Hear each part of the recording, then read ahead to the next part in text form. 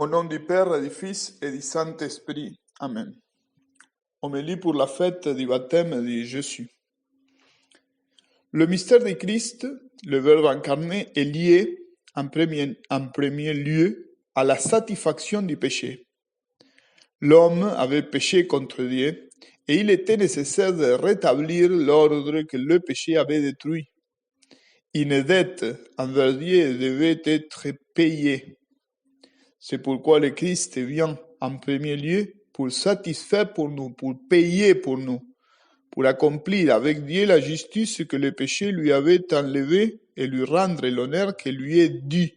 Car la justice n'est rien d'autre que la vertu par laquelle se donne à chacun son propre droit, c'est qui lui est dû.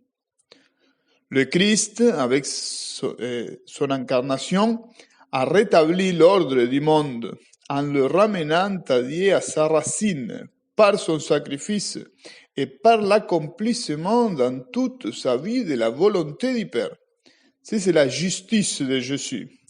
Et nous devons compléter cette justice dans notre vie en l'imitant, en accomplissant la volonté de Dieu le Père.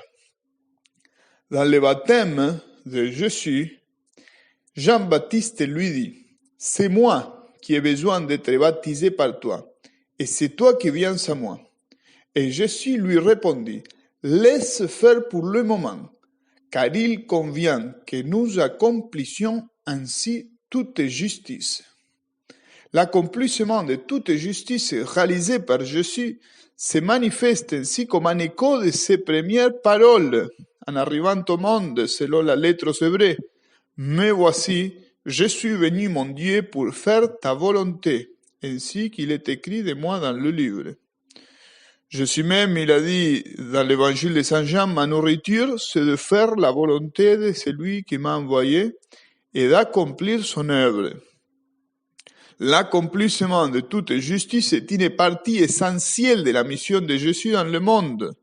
Moi, dit lui, je ne peux rien faire de moi-même. Je rends mon jugement d'après ce que j'entends, et mon jugement est juste, parce que je ne cherche pas à faire ma volonté, mais la volonté de celui qui m'a envoyé. Il est très important de comprendre cela pour éclairer, par exemple, les événements de la vie cachée de Christ. Parce que dans ces événements, Jésus témoigne la réalité de son incarnation, principalement par ses œuvres que par sa prédication. C'est pourquoi il a pu dire, « Si je ne fais pas les œuvres de mon Père, continuez à ne pas me croire.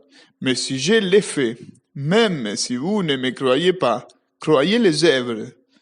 Ainsi vous reconnaîtrez et de plus en plus que le Père est en moi et moi dans le Père. » C'est pourquoi nous pouvons dire que cette vérité de la nécessité que toute justice soit accomplie est fondée sur le caractère rédempteur de la mission de Jésus, parce que Jésus est venu dans le monde pour pardonner la dette de l'homme envers Dieu son Père, pour rétablir l'ordre moral et pour le perfectionner par une plus grande justice, et nous a associés à cette mission pour que nos œuvres aussi donnent témoignage de son mystère insondable.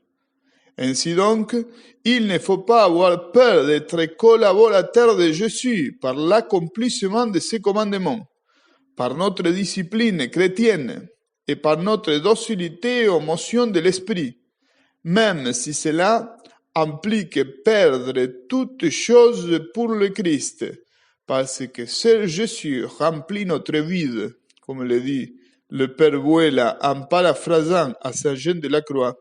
Jésus-Christ paye toute dette. Nous obtienne cette grâce au nom du Père et du Fils et du Saint-Esprit. Amen.